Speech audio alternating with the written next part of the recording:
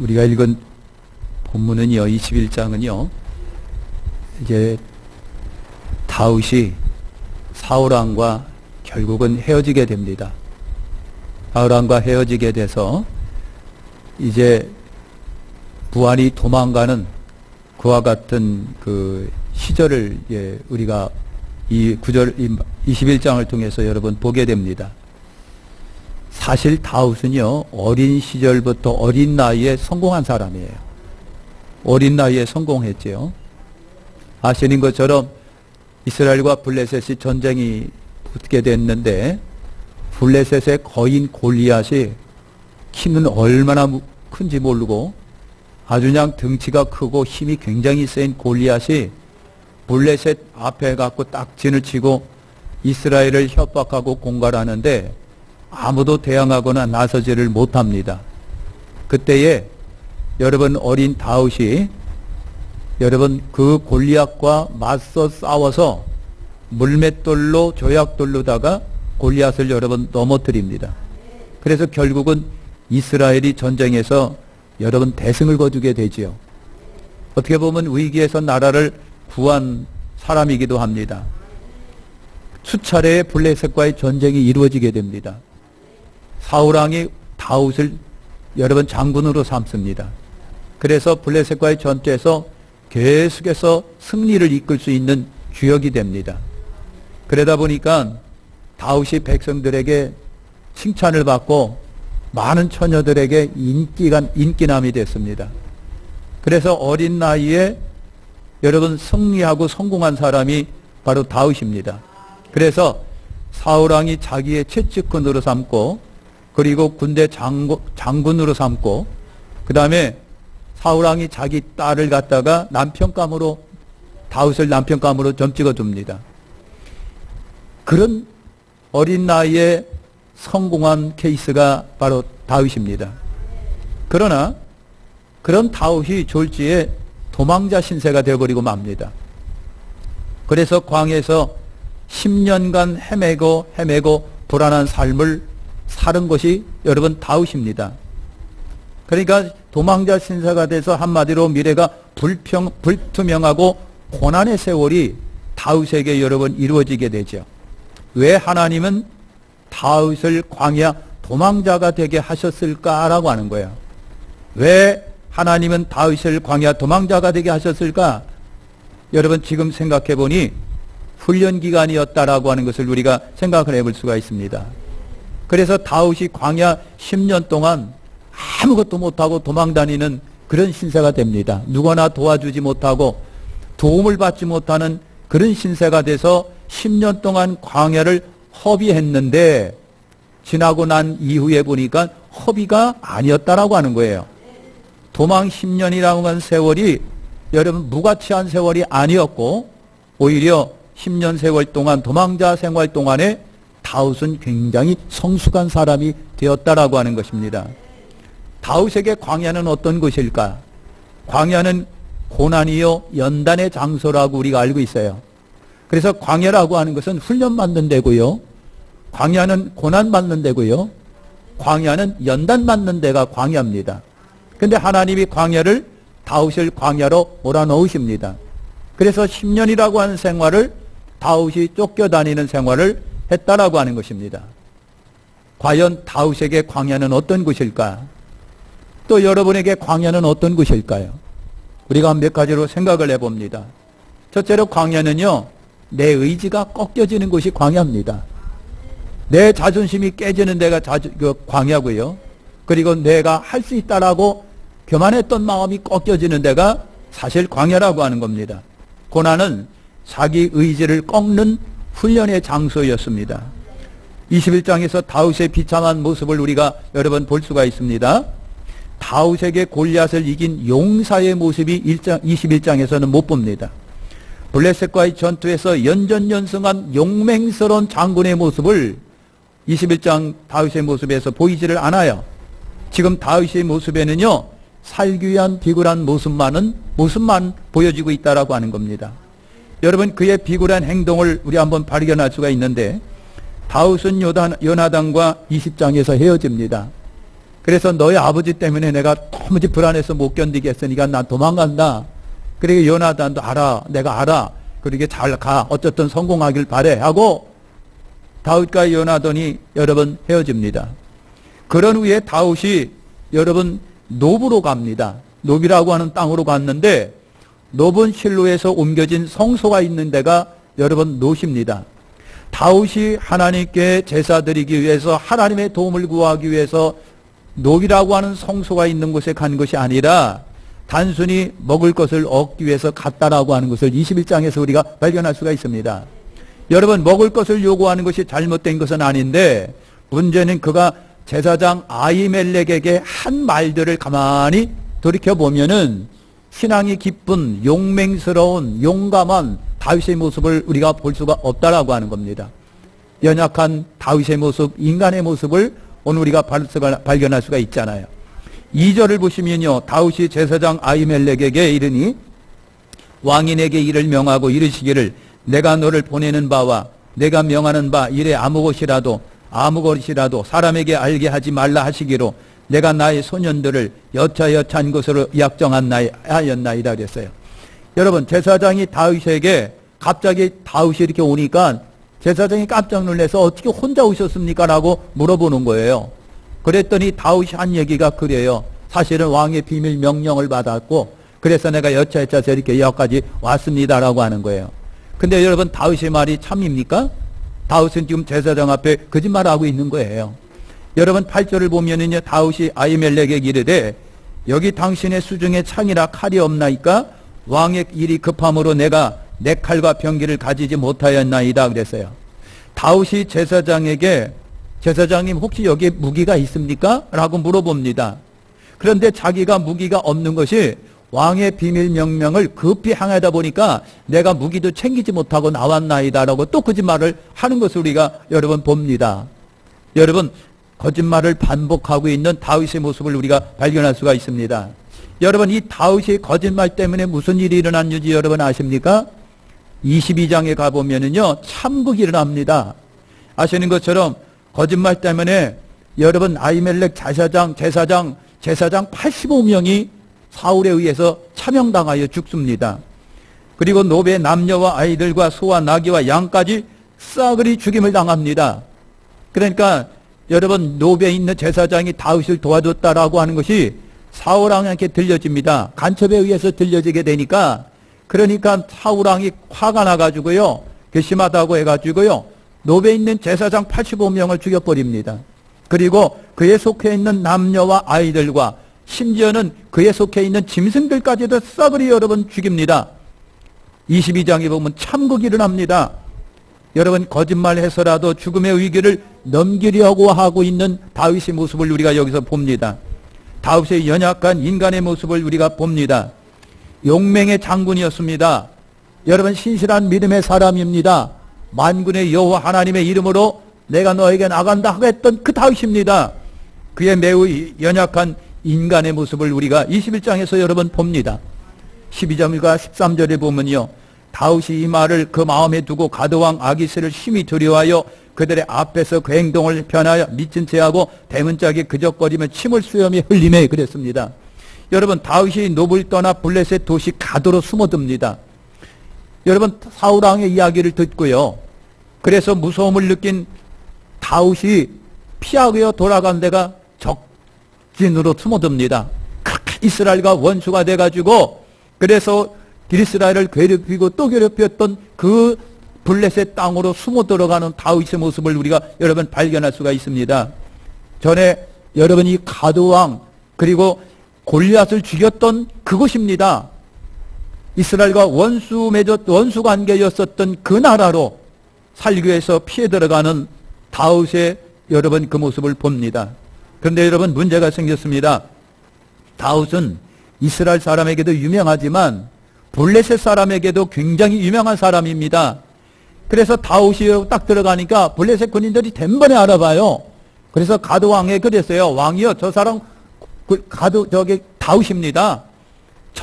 만만이요 천천이라고 이스라엘에서 환영받는 사람입니다. 여러분 그랬어요. 여러분 그때 다윗이 위기를 느낍니다. 그래서 다윗이 위기를 느껴서 순식간에 생각해낸 것이 미친 채 하자 그겁니다. 그래서 다윗이 아기스 왕에서 굉장히 미친 채를 합니다. 침을 질질 흘립니다. 대문짝에 기대가지고요 미친 채 합니다.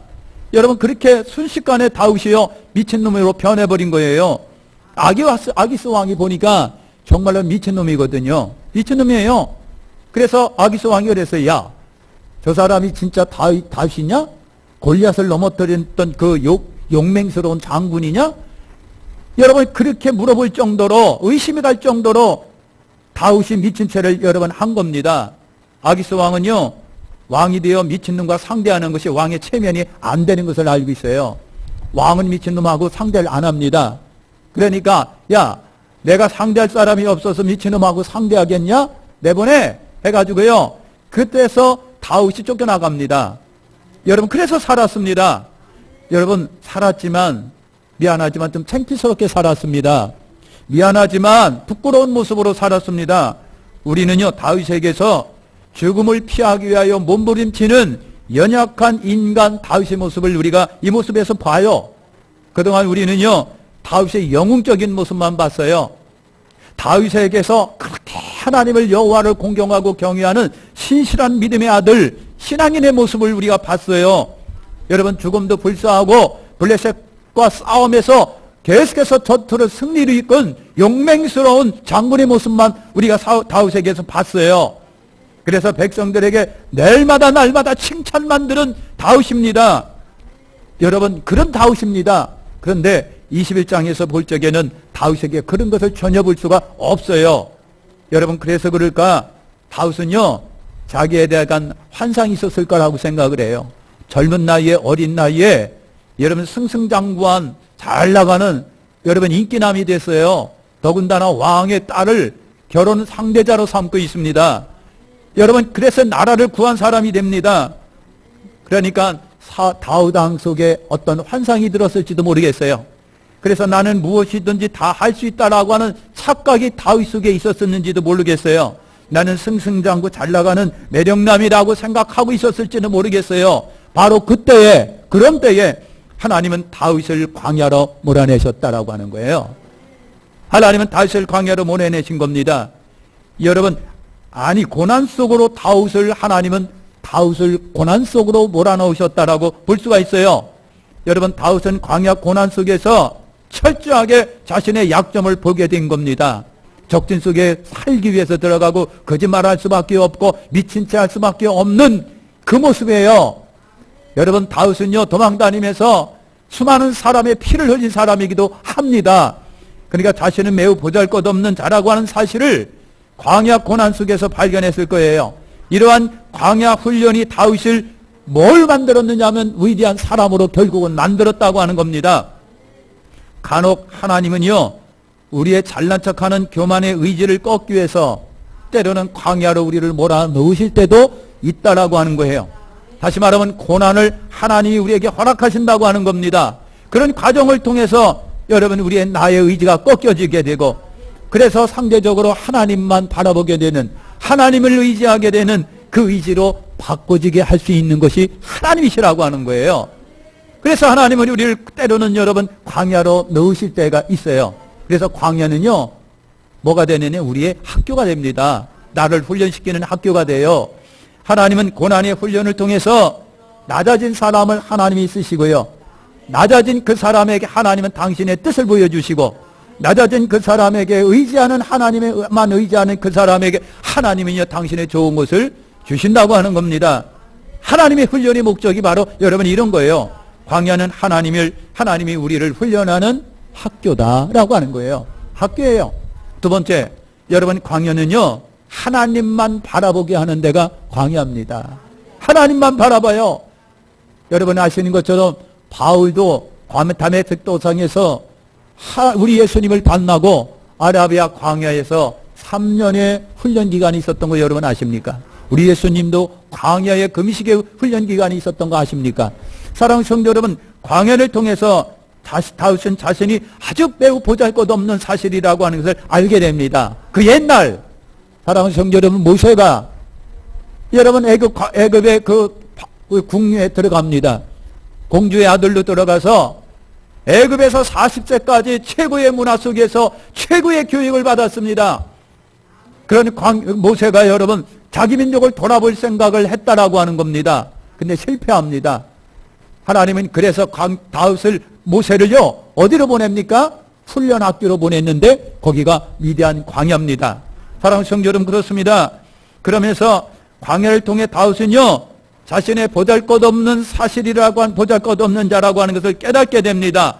그러면서 하나님만 바라보고 의지하는 법을 여러분 거기서 배웁니다. 다윗이 이 배움을 배우기 전까지 자기는 굉장히 잘 나가는 사람이라고 스스로도 생각을 했어요. 사실 다윗이 자신을 믿게 하는 자신의 조건들이 상당히 많았던 거 여러분 아시지 않아요? 이스라엘 군대 장관입니다. 어린 나이에 여러분 장관입니다. 형님들도 자기 밑에 있는 사람들이 여러분 된 거예요. 백성들의 인기를 한 몸에 밟고 있는 아주 잘 나가는 인기 있는 다윗입니다. 그런 사람이에요. 왕의 딸과 결혼을 약속한 아들이 관계입니다. 더군다나 사울왕의 아들 요나단은 다윗을 늘 사랑했습니다. 바울과 굉장히 독특한 우정관계를 맺었습니다. 그래서 요나단은요 다윗 없으면 못 살 정도로 돼버리고 말았어요. 그런 관계입니다. 그런 것뿐만 아니라 유명한 하나님의 사람 사무엘 선지자가 늘 다윗의 편이었습니다. 그러니 얼마나 좋은 환경입니까? 그래서 다윗은요 자신을 믿을 만한 조건들이 상당히 갖추고 있는 사람이었었어요. 그런데 하나님은요 그렇게 다윗이 의지했던 조건들을 하나씩 제거하기 시작을 합니다. 하나씩 사라집니다. 그래서 결국 보니까 다 혼자 남게 된 거예요. 혼자 남았습니다. 의지할 곳 없는 그곳에서 다윗은 하나님만 바라보게 여러분 됩니다. 바로 그때 다윗은 하나님을 만나는 거예요. 여러분 시편 34편과 56편에 보면요 그때 다윗이 심정을 잘 표현해 주고 있어요. 가드왕 아기스 왕 앞에서 미친 채하고 쫓겨난 후에 얼마나 자기가 생각해도 참 부끄럽고 창피하고 비참했을까. 여러분 그러나 원망 대신에 다윗이 그때 한 말이 있습니다. 마음에 감사하는 찬양이 감사 찬양이 넘쳐났다. 34편 1절과 3절 속에 있는 내용이에요. 오히려 하나님의 선하심을 맛보아 알게 된 은혜의 체험이었다라고 볼 수가 있는 거예요. 거기서 하나님을 만난 거예요. 자기의 가장 연약한 모습을 보면서 하나님의 권세와 능력을 여러분 본 거예요. 또한 다윗은 이를 통해 깊이 깨닫는 것이 있었습니다. 시편 34편 19절에 보니까 의인은 고난이 많으나 여호와께서 그의 모든 고난에서 건지시는도다 그랬어요. 그러니까 여러분 다윗이 깨닫는 평생의 진리가 된 것이 뭐냐? 의인은 하나님이 지켜주신다라고 하는 거예요. 하나님을 공경하고 예수 믿고 말씀대로 살아가는 하나님의 백성 의인은 하나님이 지켜주신다. 다윗은 평생의 진리를 여러분 거기서 배웁니다. 시편 56편에서도 그렇습니다. 56편 3절에 보니까 다윗은 모든 두려움에서 주를 의지하는 법을 깨달았나이다 그랬어요. 다윗이 거기서 깨닫는 거, 어려움은 어려울수록, 고난이면 고난일수록, 두려우면 두려움일수록 나는 하나님을 의지하는 법을 배웠습니다라고 하는 거예요. 여러분 얼마나 큰 배움을 받았는지 몰라요. 뿐만 아니라 시편 56편 10절과 13절에 보니까 내가 하나님을 의지하여 그 말씀을 찬송하여 여호와를 의지하여 그 말씀을 찬송하리다. 내가 하나님을 의지하였은즉 두려워 아니하리니 사람이 내게 어찌하리까 그랬어요. 여러분 내가 하나님을 의지하고 의지하는데 어떤 누가 나를 어찌하오리까 그랬어요.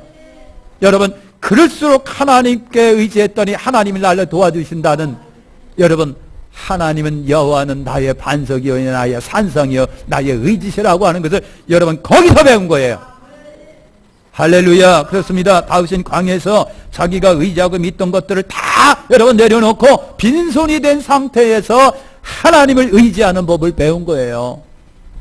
오늘 여러분 내가 의지할 것 굉장히 많아요. 내가 내 자신을 돌아봐도 믿을 구석이 참으로 많아요. 내가 나를 돌이켜볼 때에 자신 만만해요. 그때 우리가 하나님을 의지할 수가 있겠느냐고요. 여러분 그럴 때는 절대 하나님을 의지하는 법을 배울 수가 없어요. 그런데요 가면 갈수록 다 내 거가 사라집니다. 의지했던 것이 하나씩 두씩 다 사라집니다. 그때에 하나님을 바라보게 되고 하늘을 바라보게 되는 거예요. 그때서야 하나님을 의지하는 법을 그때 배우는 거예요. 다윗이 그때 배웠습니다. 사랑하는 성도 여러분, 열린 손이라고 하는 책을 지은 여러분 나우엔이라는 작가가 있습니다. 이 내 책 내용이 다른 게 아니라요, 어떤 할머니 이야기입니다. 할머니가 정신병원에 수감이 됐는데,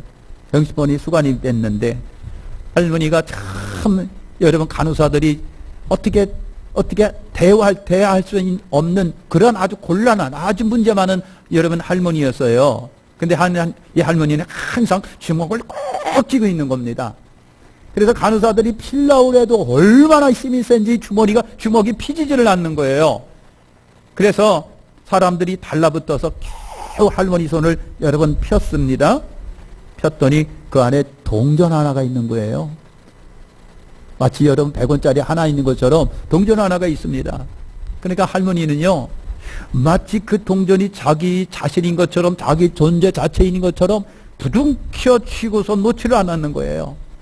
하찮은 동전 하나를 붙잡고 그토록 할머니는 집착하고 있었어요. 사랑하는 성도 여러분, 여러분이 집착하고 있는 것이 뭐냐고 하는 거예요. 여러분이 손아귀에 각 움켜쥐고서 놓지 않는 동전과 같은 그것이 뭐냐라고 하는 겁니다. 여러분이 무엇을 움켜쥐고 집착하고 있는가요? 우리 손에 있는 것들을 비울 때에, 내 손에 있는 것을 움켜쥔 것을 비울 때에, 그때 거기에 빵도 놓여지게 돼요. 그때 거기에 밥그릇도 놓여지게 되는 거예요. 그때 거기에 사람의 손도 붙잡을 수 있는 거고 하나님의 손도 붙잡을 수 있는 거예요. 내 의지를 내려놓고 사랑하는 성도 여러분, 주님을 의지할 때 정작 주님의 도우심이 내게 임한다라고 하는 거예요. 할렐루야. 세 번째요, 광야는요, 나를 아주 하나님께 합당한 자로 만드는 데가 광야 학교라고 하는 거예요. 그러니까 우리가 어른들이 그래요. 이놈 군대 갔다 와야 돼. 인간 만들려면 군대 갔다 와야 돼. 여러분, 그러니까 군대가 어떻게 하면 인간 만드는 학교예요. 학교. 사랑하는 성도 여러분, 근데 광야라는 데가 나를요, 하나님께 쓰시기에 합당한 자로 만드는 데예요. 옛날에 우리 조상들은요, 다 농기구를 사가지고 쓰다가 그게 무뎌지면 철공소 가서 다 투드려 패서 다시 또 날카롭게 만들어서 갖고 와서 농사 짓고, 여러분 그랬어요. 여러분, 광야라는 데가 그런 거예요. 하나님 나를 광야로 몰아넣을 때는요, 무뎌졌다고 생각하실 때입니다. 그래서 잘 예리하게 여러분 갈고 다듬어서 쓸만한 도구가 되면 다시 쓰기 시작합니다. 여러분, 광야라는 데가 그래요. 나를 합당한 자로 만드는, 고난은 나를 훌륭한 하나님의 사람으로 만드는 그런 작업이라고 하는 겁니다. 여러분, 다윗이 왕으로 등극하기까지 많은 시간이 흘립니다. 여러분, 다윗이 사무엘에게 왕으로서 기름 부음을 받습니다. 그리고 왕이 될 때가 언제였을까? 아무리 못해도요, 아무래도 10년이 넘고 15년이 넘어요. 그러니까 다윗이 딱 사무엘로부터 기름을 부었고, 이제부터 너는 하나님의 기름 부으면 왕이야. 그랬을 때 그때부터 또 왕이 탁 되면 얼마나 좋았을까요? 그렇지가 않아요. 여러분, 사울을 폐위시키겠다고 하나님이 선언을 하십니다. 그리고 사무엘 선지자를 통해서 다윗에게 기름까지 여러분 붓니다. 그때 하나님의 신이 사울에게서는 떠나고 다윗에게 하나님의 신이 임합니다. 그지요? 그렇게 임합니다. 그렇다면 여러분, 곧바로 다윗이 왕이 되어가지고 나라를 다스려야 됩니다. 그런데 여러분, 환경과 처지는 변한 것이 아무것도 없는 거예요. 아니, 하나님이 사무엘을 통해서 나에게 왕으로 기름 부어 세웠는데 나에게 찾아온 것은 고난밖에 없는 거예요. 지긋지긋한 도망자 신세가 되고 사울왕의 미움까지 골라받게 되고 말이죠. 아무도 도움을 못 받는 그와 같은 참처지가 되어버리고 맙니다. 하나님, 나한테 왕으로 기름 부으시더니만 어찌하여 나한테 생활 속에서는 맨날 이 고난만 닥칩니까? 라고 하는 거예요. 하나님은 다윗을 왕의 자리로 올려주지 아니하시고요, 대신에 사울왕의 상태만 더 나빠지기 시작합니다. 그래서 오히려 다윗의 그 고난과 역경만이 다가옵니다. 여러분, 사울왕이 여러분 정신이 헷가닥하면은 창을 들어 던져서 다윗을 몇 번이나 죽이려고 합니다. 더군다나 다윗이 여러분 도망자 신세가 돼서 몇 년을 도망 다녔습니까? 10년이라고 하는 세월을 도망 다닙니다. 왜 하루하루가 이렇게 지체될까? 사랑하는 성도 여러분, 사울이 처음 하나님의 부름을 받았을 때, 제일 처음에 사울왕도요 굉장히 준수했었답니다. 크기가 다른 사람보다 머리통 하나 더 컸었다고 그래요. 뿐만 아니라 그때 사울은요 굉장히 마음씨도 고왔고요 겸손했다는 거예요. 문제가 있습니다. 여러분 그거 갖고 왕이 되는 건 아닌 것 같아요.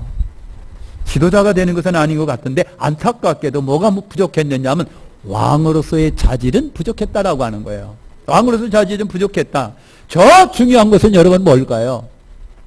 하나님의 기름 부음 받아 왕이 됐으면 하나님의 뜻을 찾아내는 것이 왕입니다.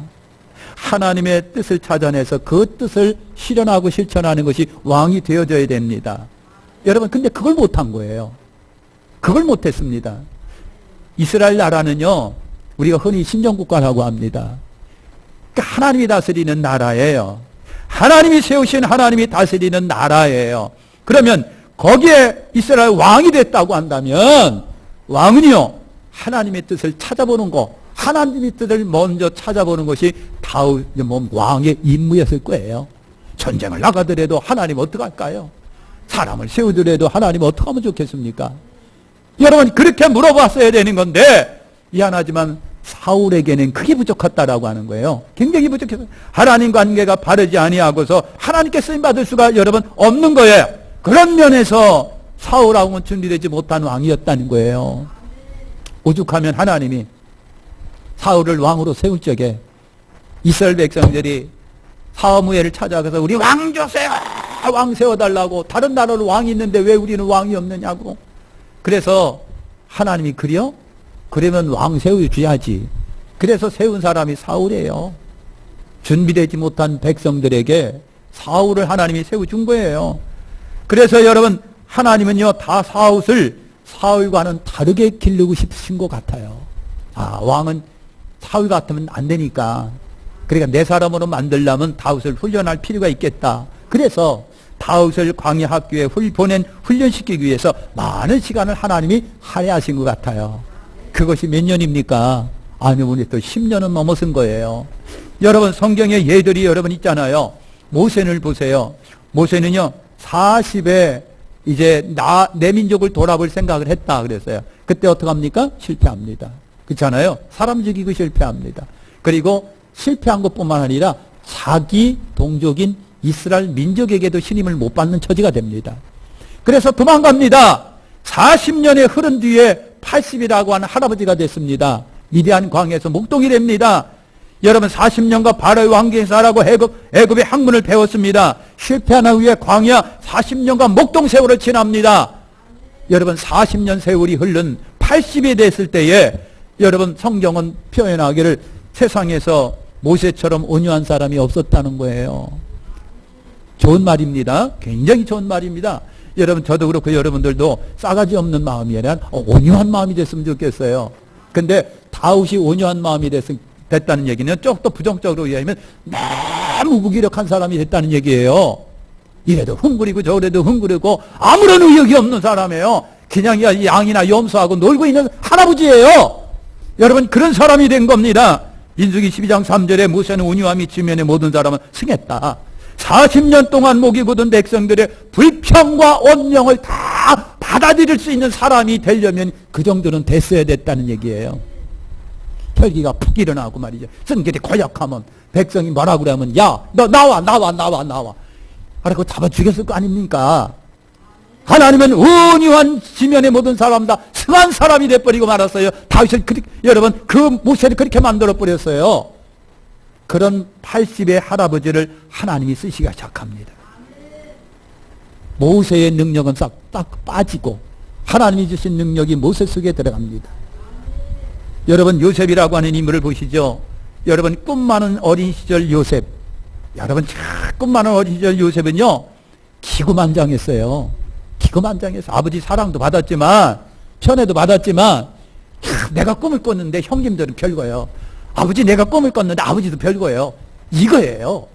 그러니까 여러분 요셉이 보니까 기고만장했던 거예요. 그러한 요셉을요 하나님은 일찍이 어린 나이에 광야 학교로 보낸 거예요. 광야 학교로 보낸 겁니다. 여러분 그래가지고 광야 학교에서 요셉은요 어린 시절부터 수많은 고난과 어려움을 어린 시절부터 겪습니다. 몇 년 갔습니까? 몇 년 교육 받았습니까? 아무리 못해도 13년 광야 교육을 여러분 받은 겁니다. 그래서 애굽의 국무총리가 돼서 아버지와 형제들 식구와 여러분 이스라엘 민족을 토대를 만드는 위대한 사람이 된 거예요. 여러분 다윗이 왕이 된 후에 결코 교만하지 않았던 이유가 뭘까요? 광야 훈련에서 자신의 의지가 여러분 꺾여진 거예요. 하나님의 뜻 따라 순종하는 법을 배웠다라고 하는 거예요. 어떤 목사님이 그랬습니다. 요나가 훌륭한 신학대학을 졸업했대요. 요나가 훌륭한 신학대학을 졸업했는데 그 훌륭한 신학대학이 여러분 고래 뱃속이었다는 겁니다. 거기서 요나가 바꿔진 거예요. 여러분 그렇습니다. 한 시대를 쓰임받는 사람들이요 삶이 평탄만 하지는 않았다는 얘기예요. 고난이 굉장히 많았어요. 어두운 터널을 관통하는 일들이 굉장히 많았어요. 혹독한 시련이 굉장히 광야길도 걸었어요. 그런 시간을 통해서 뭐가 됐느냐? 부드러운 사람이 되고 의지가 꺾여지고 주님만 의지하게 되고 상대적으로 영적으로 강한 사람이 여러 번 된 거예요. 고통은 깊은 생각과 겸손하게 하고 하나님을 의지하게 만들어주는 선생이에요. 그래서 여러분 잘 아시는 것처럼 독일 교육연구소가 지혜로운 사람이 갖는 몇 가지 공통된 특징들이 있다라고 발표를 합니다. 4가지를 발표했는데 첫째가 뭐냐? 지혜로운 사람은요 역경을 극복했거나 고난을 체험한 경험이 있더라. 지혜로운 사람이 그렇대요. 두 번째, 지혜로운 사람은 가난한 환경에서 자란 경험이 있더라. 세 번째는요 일찍 인생의 어두운 단면을 체험한 경험이 있더라. 결론적으로 본다면 인생의 문제를 깊이 생각하는 사람이 뭐다? 지혜롭다. 지혜로운 사람이 그런 사람이라는 거예요. 할렐루야. 여러분 삶이 평탄하고 순탄한 것만이 좋은 거는 아니에요. 이왕이면 좀 편안하기를 바라고 순탄하기를 바라고 잘나기를 바라는 건 우리가 소원해요. 그렇게 되기를 바라고 있어요. 때로는 그렇게 기도하고 있어요. 하나님 시험에 들지 않게 해주시고 고난에 없게 해주시고. 그런데 싹 그것만이 좋은 것은 아니다. 오히려 고난과 역경이 나를 복된 사람으로 만들고 성숙한 사람으로 만들고 하나님을 의지하는 사람을 만들고 하나님을 바라보는 사람으로 만들 수 있다는 얘기예요. 행여 오늘 저와 여러분들에게 혹시 고난과 역경이 있다고 한다면 사랑하는 성도 여러분, 하나님이 나를 훈련한다고 생각해 보시고요. 거기서 잘 견디고 이기고 승리하시기를 예수님의 이름으로 축원합니다. 기도하겠습니다. 하나님 아버지, 감사와 찬양과 존귀와 영광을 우리 아버지께 돌립니다.